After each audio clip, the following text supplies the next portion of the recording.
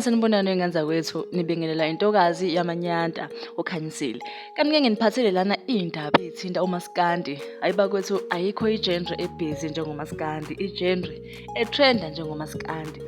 Ukhuzani-ke King Dlamlenze Mpungose uvuke ngesibhaxu sethragi, uthenge laphayana umacekeceke wethragi enkulu ehamba laphayana nenqola yakhona.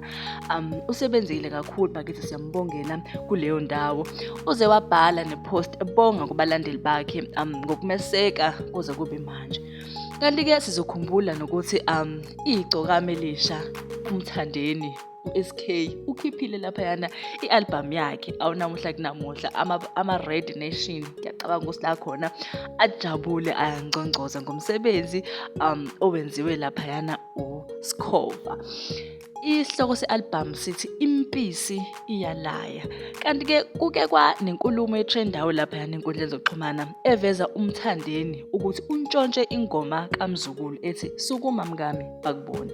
UMzukulu-ke ubesebhala laphayana naye ezwakalisa owakhe umbono ukuthi lento yokuthi kunengoma entshontshiwe ayikho. Leyo nto itemu nami engalifica ngacula ngalo, akusho ukuthi sekuyilami.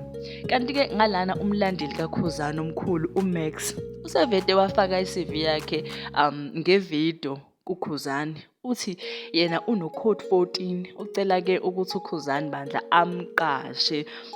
Kanti-ke ngalana bakwethu kunevidiyo bekade trenda izolo kaMthandeni ebebonakala ehubha kanzima kabi amabhubesi.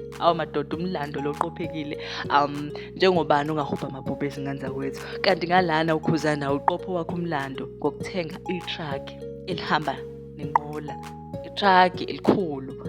Engenza kwethu siyakhala kumaskandi, mina ngiyafisa ukwazi ukucabanga laphana asihlangane khona.